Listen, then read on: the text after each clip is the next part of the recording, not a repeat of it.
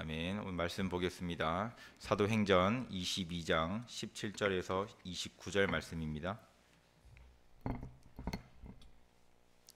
사도행전 22장 17절에서 29절 말씀입니다.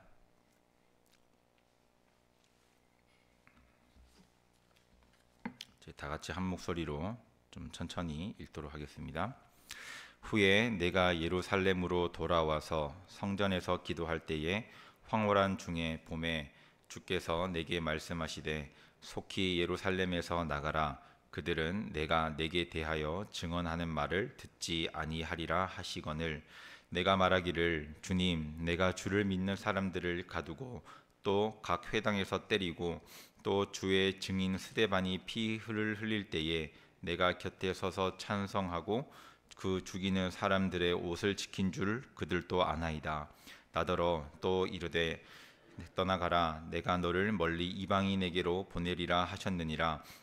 이 말 하는 것까지 그들이 듣다가 소리 질러 이르되 이러한 자는 세상에서 없애버리자. 살려둘 자가 아니라 하여 떠들며 옷을 던져 티끌을 공중에 날리니 천부장이 바울을 영내로 데려가다 명하고 그들이 무슨 일로 그에 대하여 떠드는지 알고자 하여 채찍질하며 신문하라 한데 가죽줄로 바울을 매니 바울이 곁에 서 있는 백부장더러 이르되 너희가 로마 시민 된 자를 죄도 정하지 아니하고 채찍질할 수 있느냐 하니 백부장이 듣고 가서 천부장에게 전하여 이르되 어찌하리 하느냐 이는 로마 시민이라 하니 천부장이 와서 바울에게 말하되 내가 로마 시민이냐 내게 말하라. 이르되 그러하다.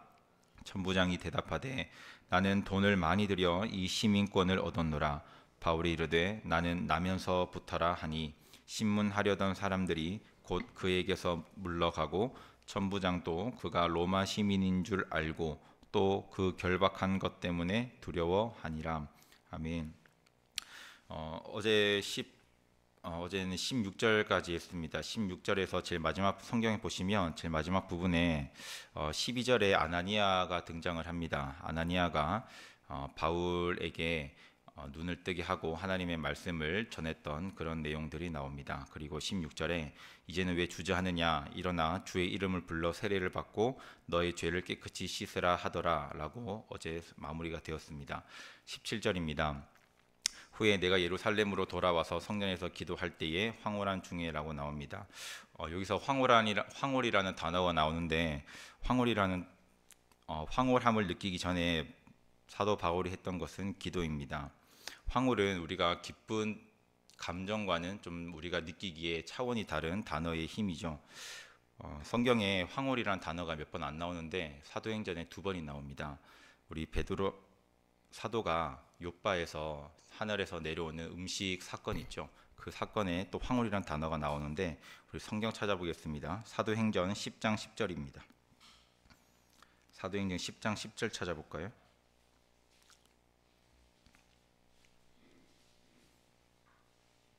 (10장 10절에) 보시면 앞에 욥바에서 사람을 보내고 그리고 베드로가 기도하려고 지붕에 올라가니 그 시각은 제6시더라. 10절 그가 시장하여 먹고자 하매 사람들이 준비할 때에 황홀한 중에라고 나옵니다. 베드로가 이 지붕에 올라간 이유는 시간이 되어서 정해진 시간에 기도를 하기 위해서였습니다. 이와 마찬가지로 사도 바울도 마찬가지고 베드로도 마찬가지고 황홀이라는 감정을 느꼈을 때는 기도할 때 느꼈다라고 우리 성경을 통해서 알 수가 있습니다. 우리가 신앙생활 하다 보면 저도 마찬가지고 성도님들도 마찬가지고 다 영적으로 닮고 싶은 분들, 내가 저 분의 신앙을 참 닮고 싶다, 저분의 신앙을 같이 배우고 싶다라는 분들이 있으실 겁니다.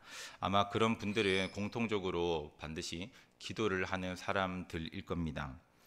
우리가 성령님께서 우리에게 주시는 감정 중에 황홀이라는 감정이 있는데 그 황홀의 감정을 느꼈을 때에는 다 한 번쯤은 다 경험하셨겠지만 이 세상의 욕구가 불필요하게 느껴집니다. 우리가 기도를 뜨겁게 하고 하나님 앞에 회개도 하고 또 내가 하나님 앞에 결단하는 그런 시간을 가질 때 우리가 한 번쯤은 반드시 다 느꼈을 감정일 겁니다. 다 하나님 앞에 충성하길 원하고 하나님을 위해서 하나님 나라 확장을 위해서 내가 내 목숨 또한 바치고 싶다라는 그런 감정은 다 들었을 겁니다. 주로 이제 성령님께서 이것을 하라 혹은 하지 말라라고 우리에게 감화와 감동을 주실 때가 있습니다. 우리가 그 감정들을 느낄 때 우리가 어떻게 행동하느냐에 따라서 하나님께서 성령님께서 우리에게 주시는 그 후에 주시는 감정이 달라지겠죠. 성령께서 주시는 황홀은 주로 성령님께서 시키신 일을 할 때 우리가 느낍니다. 하나님께서 성령께서 우리에게 시키신 일은 우리가 마음으로 다 느낄 텐데 그때 우리가 순종을 하느냐 혹은 순종하지 않느냐에 따라서 좀 달라집니다. 순종하는 자는 성령님께서 주시는 황홀함을 느낄 것이고 불순종하는 자는 오히려 그게 죄가 되어서 우리가 회개를 해야 되는 것이죠. 우리가 성령 충만이라는 단어를 많이 주로 사용하고 성경에도 몇 번 나오는데 제가 생각을 오늘 본문에 맞춰서 생각했을 때는 성령 충만이라는 단어가 아마 성령의 황홀함과 비슷하지 않을까 생각을 합니다. 성령 충만하면 주님께서 나에게 하시는 말씀이 우리가 귀로 들리는 것이 아니라 마음으로 들리게 됩니다. 18절 볼까요? 18절 보시면 봄에 주께서 내게 말씀하시되라고 말씀을 합니다. 사도 바울이 성전에서 기도할 때 황홀한 감정을 느꼈고 또 그 후에 주께서 나에게 하시는 말씀이 들렸다는 겁니다. 나 말고 다른 사람에게 하시는 설교가 아니라 하나님 말씀이 아니라 나에게 하시는 말씀으로 우리가 들어야 합니다. 하지만 성령 충만하지 않거나 혹은 기도하지 않거나 혹은 하나님 말씀에 불순종하는 자는 그렇게 하지 않습니다. 하나님 말씀에 순종하지 않는 자는 하나님의 말씀이 순종하지 않기 때문에 하나님 말씀이 더 이상 나에게 들리지 않게 되고 그 들리지 않기 때문에 또 반복되는 죄를 짓게 되는 것이죠. 하나님 말씀에 대해서 듣지 않고 소리 지르고 욕하고 불평하는 부분이 22절에도 나옵니다. 사도 바울이 말을 하고 있는데 22절에 보시면 이 말을 하는 것까지 그들이 듣다가 자기에게 불순종한다. 이건 하나님 말씀 잘못된 거다. 또 본인의 간증을 얘기를 하니까 그들이 듣다가 듣기 싫어서 소리 질러 말합니다. 이러한 자는 세상에서 없애버리자 살려둘 자가 아니라 하여 떠들며 옷을 벗어던지고 티끌을 공중에 날릴 만큼 사도 바울에 대해서 아주 감정이 격해지고 그 사람을 죽이려고까지 합니다. 우리는 기도하여서 성령 충만함을 받을 수 있고 또 성령 충만한 가운데서 기도를 할 수가 있습니다. 하나님의 말씀, 성경이 나에게 하시는 말씀임을 우리가 인정하고 순종을 한다면 하나님 말씀을 내 인생을 하나님 말씀에 대입을 시켜보는 거죠. 도둑질하지 말라라고 했을 때 그게 다른 사람에게 하는 말씀이면 전혀 성경과 나와는 무관하고 또 성경이 우리가 하나님께서 주시는 말씀이라고 믿고 고백을 했을 때 이 말씀이 나와 무관하다면 하나님도 나와 무관한 거죠. 그러면 우리가 신앙생활하는 목적이 없지 않을까 생각을 합니다.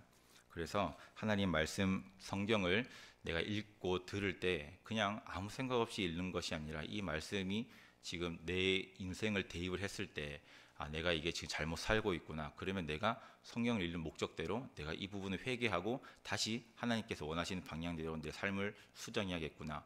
내가 하나님 말씀대로 잘 살고 있다면 그 부분에 대해서는 내가 하나님께 감사 기도하고 이대로 계속 기도하면서 끝까지 내 영혼의 때가 끝이 날 때 그때까지 내가 하나님 말씀 순종해야겠구나 라고 기도를 하는 성도가 되어야 합니다.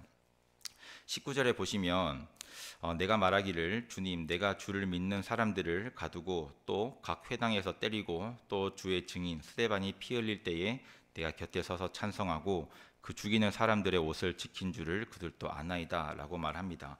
사도 바울은 자신이 주님을 만났다는 것에 대한 확신이 있었고 또 주님을 만났던 그 기쁜 감정을 유대인들에게 전하고 싶었습니다. 자신이 주님을 만나고 회심한 만큼 복음에 큰 증거가 없다라고 확신이 들었겠죠. 그리고 자신의 간증을 통해서 유대인들이 복음을 받아들일 것이라고 분명히 생각을 했을 겁니다. 하지만 우리 20절 넘어서 21절쯤 볼까요? 근데 21절에 보시면 나더러 또 이르시되 주님께서 말씀을 사도 바울에게 말씀하신 부분입니다. 떠나가라 내가 너를 멀리 이방인에게로 보내리라 라고 말씀을 하십니다. 주님은 허락하지 아니하시고 사도 바울을 유대인이 아닌 이방인에게 보내겠다고 말씀을 하십니다. 바울의 의도는 자기가 회심을 했다는 사건 자체가 유대인들에게 가장 큰 증거가 될 것이기 때문에 내가 유대인에게 전도하겠다라고 했지만, 주님께서는 어떠한 생각이신지 모르겠지만 사도 바울에게 유대인이 아닌 이방인에게로 보내겠다라고 말씀하시는 거죠. 당시 유대인들은 이방인들을 어떻게 생각을 했냐면 지옥의 불쏘시개로 생각을 했다고 합니다. 지옥불을 타려면 불쏘시개가 필요하잖아요. 그때 사용하는 게 이방인이다라고 생각할 만큼 유대인들은 이방인을 아주 경멸하고 멸시했던 그런 존재인데도 주님께서는 사도 바울을 유대인이 아닌 이방인에게로 보내시겠다고 하십니다. 즉 복음을 전하겠다고 말씀하시는 거죠. 결국 사도 바울은 자신의 계획인 유대인에게 복음을 전하는 것이 아닌 주님 하나님께서 말씀을 하시고 또 주님의 뜻인 이방인에게로 복음을 전하는 것인 그 뜻을 따랐고 또 말씀에 순종했고 결국 순교까지 했습니다. 바울이 어떻게 자신의 계획과 생각보다 하나님의 뜻과 하나님의 계획과 또 주님이 원하시는 바대로 순종할 수 있었느냐 생각해 보면 사도 바울은 기도하는 사람이었죠. 사도 바울은 항상 기도했고 주님과 교제를 했고 주님께서 무엇을 원하시는가, 하나님께서 원하시는 방향은 무엇인가, 하나님께서 계획하신 뜻은 내가 어떻게 순종할 수 있는가에 대해서 깊이 생각을 했었을 것입니다. 그렇기에 사도 바울은 그 순간에 하나님께 순종할 수 있었고 자신이 기도하는 자임을 어떻게 보면 스스로 증명하게 된 것이죠. 우리가 기도를 하게 되면 저도 마찬가지지만 많은 부분들이 내가 하나님 앞에 요구하는 것들로 채워집니다. 하나님 이거 해주세요, 저거 해주세요. 또 내가 이렇게 하기 원하는데 하나님 어떻게 생각하세요? 이렇게 기도를 주로 많이 합니다. 그 잘못된 기도는 아니고 또 그렇게 하나님께서 기도하라고 하셨기 때문에 반드시 응답이 있는 기도일 겁니다.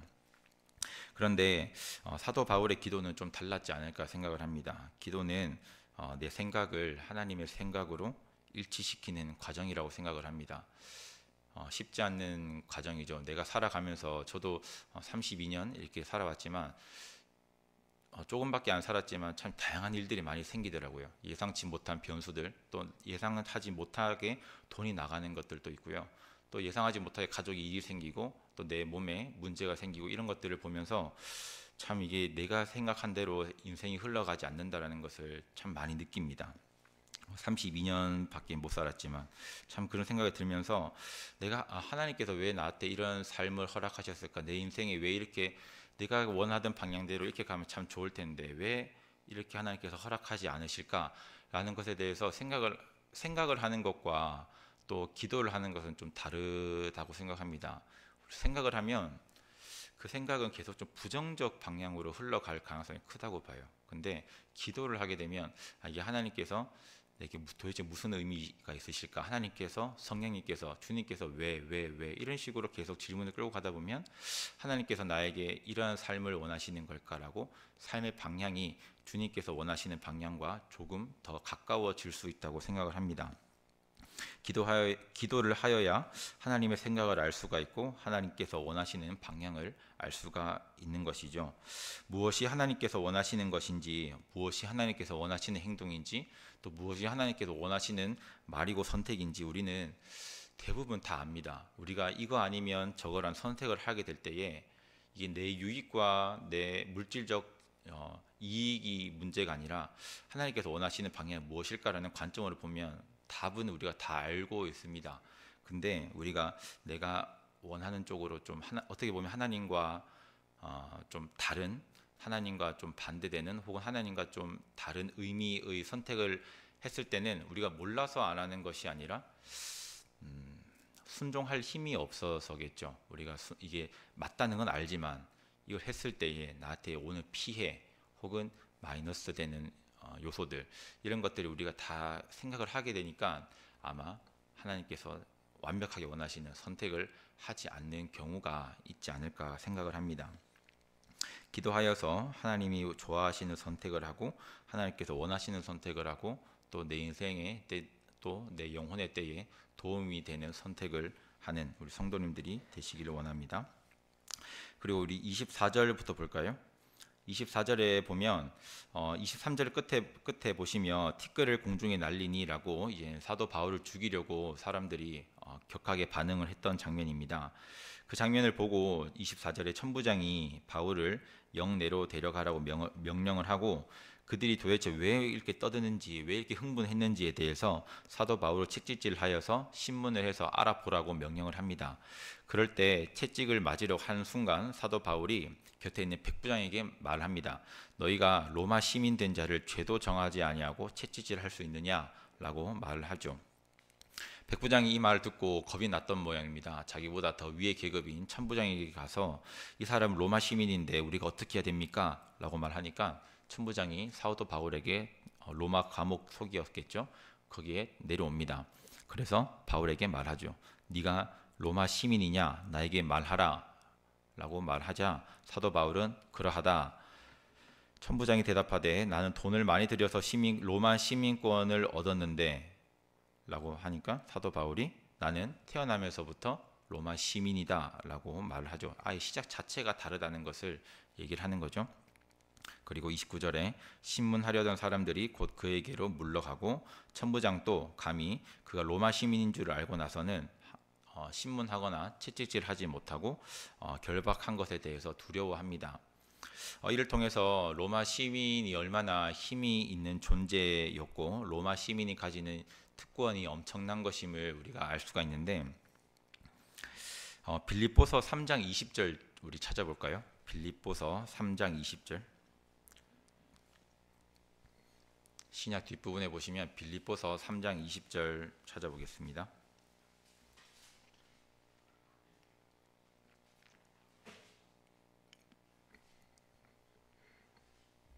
우리가 많이 또 듣고 또 성경을 통해 인용했던 부분 구절입니다. 3장 빌립보서 3장 20절 그러나 우리의 시민권은 하늘에 있는지라 거기로부터 구원하는 자 곧 주 예수 그리스도를 기다리노니 라고 나옵니다. 우리의 시민권은 하늘에 있는지라 하늘에 시민권이 있는 자는 주 예수를 구원자로 기다리고 또 그를 기다리는 사람들을 말합니다. 우리의 시민권은 하늘나라 즉 하나님 나라의 시민이 곧 우리입니다. 즉 예수를 믿고 본인이 예수 그리스도를 내 구원자라고 혹은 구원주라고 믿는 자가 하나님 나라의 시민권자입니다. 교회에 나오는 많은 분들이 구원에 대한 확신이 있고 또 구원에 대해서 생각을 하고 본인이 구원받은 것에 대해서 다시 한번 되뇌이면서 신앙생활을 합니다. 그러면 내 옆에 있는 성도 또 나와 함께 신앙생활하는 자들이 모두 하나님 나라의 시민권자입니다. 그렇게 생각을 하면 내가 함께 신앙생활하는 자들이 나이가 어리다고 혹은 일을 잘 못한다고 입고 있는 옷이 허름하다고 혹은 직분이 낮다고 교회 일을 하지 않는다고 그리고 11조를 하지 않는다고 혹시 그 사람을 내가 하등하거나 내가 그 사람을 내리 본다면 이것을 하나님께서 원하시는 것은 아니겠죠. 저도 그랬던 적이 있는 것 같습니다. 제가 청년 21살 때 그때였던 것 같은데 청년부 그때 회비가 5,000원이었습니다. 근데 저한테 그 당시 5,000원은 큰 돈은 아니었어요. 그래서 회비 내는 것에 대해서 전혀 부담이 없었고 꼬박꼬박 뭐 냈었는데 저랑 저보다 한 살 적은 여자의 대학생 한 명이 있었는데 그 아이는 회비를 계속 이제 그 연체가 되는 거예요. 그래서 제가 아무 뭐 그냥 감정 없이 좀 생각 없이 물어봤습니다. 왜 이렇게 회비를 안 내냐? 그래야 청년부 운영이 되지. 얘기했는데 사정을 나중에 들어보니까 그 아이는 부모님께서 이제 힘드시고 또 본인이 한 달에 몇만 원으로 교통비와 식비를 해결해야 되는 아주 좀 힘든 상황이었는데 제가 그것을 모르고 그 상황을 모르고 그렇게 이제 좀 회비에 대한 얘기를 했었던 것 같습니다. 했었던 적이 있습니다. 그래서 제가 그때 그 당시에 고백을 하면 어린 마음이었지만 그 친구에 대해서 5,000원이 그게 큰 금액이 아닌데 왜 그걸 회비를 못 내지라고 조금 생각을 했었습니다. 그게 어제 말씀을 준비하면서 그게 다 떠오르면서 참 이게 내가 참 어리석었구나라는 생각을 많이 했었는데, 우리가 하늘나라의 시민권자로서 또 내 옆에 있는 성도가, 또 내가 관리하는, 또 나와 함께 사역하는 교사가, 혹은 내가 맡은 부서의 영혼들이 다 하나님 나라의 시민권자임을 우리가 고백을 하는 게 쉽지 않을 겁니다. 왜냐하면 그렇게 해버리면 똑같은 시민권자로서 동등하게 그 사람을 대우해야 되는데, 내 마음속에는 아직 여전히 내가 그 사람보다 낫다라는 인식이 남아 있기 때문입니다. 저 또한 마찬가지고요. 그래서 그런 사람들에 대해서 내가 함부로 대해서는 안 되고, 또 말도 함부로 해서도 안 되고, 오히려 존중하고 도와주고 배려하는 자가 진짜 하나님 나라의 시민권자라고 생각을 합니다. 우리가 성경을 통해서 이 말씀이 나의 말씀이라고, 내가 하나님 말씀에 순종해야 되는 말씀이라고 생각을 한다면, 이런 부분도 우리가 순종을 해야겠죠. 내가 불편하고 내가 참 아직은 못하겠다라고 생각하는 것이 아니라, 내가 할 수 있도록 하나님께서 도와달라고 기도하는 게 기도의 방향을 잡는 것이라고 생각을 합니다. 그래서 오늘 하루를 이제 시작이 되었습니다. 첫 시간, 목사님께서 말씀하셨던 주일의 첫 시간 주일, 또 하루의 첫 시간 새벽 예배를 이렇게 현장이 아니더라도, 혹은 내가 잠이 깼을 때 먼저 시작하는 게 하나님께 기도를 드리는 것이잖아요. 그럴 때 우리가 하루를 시작을 하게 되는 과정에서 무엇을 기도를 하느냐, 무엇을 가지고 하루를 살아갈 것이냐에 대해서 우리가 방향을 잡고자 한다면, 저는 오늘만큼은 성령님께서 각자에게 순간 감화를 주실 때가 있을 겁니다. 마음속으로 이제 감화를 주시는 거죠. 하나님께서 이걸 네가 순종했으면 좋겠어. 이것은 네가 해야 될 일이야. 이것은 네가 하지 말아야 될 말이야. 조용히 입 다물고 있어. 라든가, 혹은 네가 가난한 자에게 먼저 도와주는 것이라든가, 혹은 내가 같이 움직이는 자에게 복음을 전한다든가, 이런 것들이 순간적으로 성령께서 감화를 주실 때가 있을 겁니다. 그럴 때 내가 부끄럽다고, 혹은 내가 하기 힘들다고, 혹은 나와 체질이 다르고 성향이 다르고 성격이 다르다고 그냥 무시하는 것이 아니라, 그 성령님의 감화에 내가 순종하는 하루가 되길 원합니다. 그렇게 하기 위해서는 기도하셔야 되죠. 기도해야 하나님께서 나에게 주시는 말씀을 내가 일단 알 수가 있고, 그리고 그 알았던 말씀을 내가 순종할 수 있는 힘이 생기게 되는 것이니까요. 그리고 나와 함께 신앙생활 하는 자들이 있을 겁니다. 아내가 될 수가 있고, 남편이 될 수가 있고, 저로서는 교사가 될 수도 있고, 우리 중고등부 청년부 학생들, 청년들이 될 수도 있고, 또 같이 사역하는 우리 부교육자들이 될 수도 있고, 제가 섬기는 성도님들이 될 수도 있고, 그런 자들이 내가 그 사람과 함께 천국 가야 될 시민권자라고 생각을 가지고 서로 존중하면서, 그리고 귀히 여기면서 하루를 살아보시기 바랍니다. 그래서 수요일 밤 예배에 오시면 분명히 생각을 하실 겁니다. 오늘 내가 성령님께 순종을 했는가? 내가 그 시민권자로서 그 사람들을 정말 존중하고 대우했는가?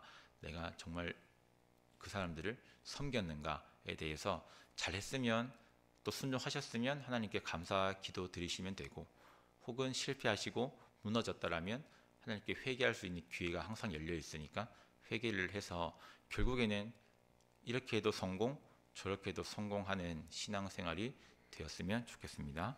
기도하겠습니다. 사랑의 하나님 아버지, 오늘 하나님께서 생명을 허락하셨는데 이 생명을 어떻게 살아야 하는지에 대해서 짧게나마 봤습니다. 성령님께서 주시는 마음에 순종하는 자가 되기 원합니다. 그리고 그 말씀에 내가 순종하기 위해서는 기도하는 자가 되어야 합니다. 걸어갈 때나 밥을 먹을 때나, 혹은 내 일을 할 때나, 내가 부르짖어서 기도하지 못하지만 마음속으로 계속 기도하는 성도가 되기 원합니다. 성령님께서 주시는 마음을 내가 무시하지 않고 성령님을 인격적으로 존중해드리고 모셔드리고 내 마음에, 또 내 영혼의 주인으로 인정해드리는 성도가 하루가 되기 원합니다. 그리고 나와 함께 신앙생활하는 자들이 많이 있습니다. 내 주위에도 있고, 또 내 가족일 수도 있고, 또 내가 맡은 영혼일 수도 있고, 또 내 옆에 나와 함께 일을 하는 자들 또한 함께 신앙생활하는 자일 수도 있습니다. 그 자들을 내가 하루 동안 존중하고 또 귀히 여기면서 이 사람 또한 예수님께서 구원하시기 위해서 피 흘려 죽으신 자다라는 사실을 마음 깊숙이 인식하여서 함께 신앙생활 하는 자들을 존중하고 귀히 여기는 하루가 되기 원합니다. 하나님께서 우리가 기도하오니 하나님께서 힘 주시고 또 그 힘을 믿고 순종하는 자가 되게 하옵소서. 거룩하신 예수님의 이름으로 기도합니다. 아멘. 주기도문하고 예배 마치겠습니다.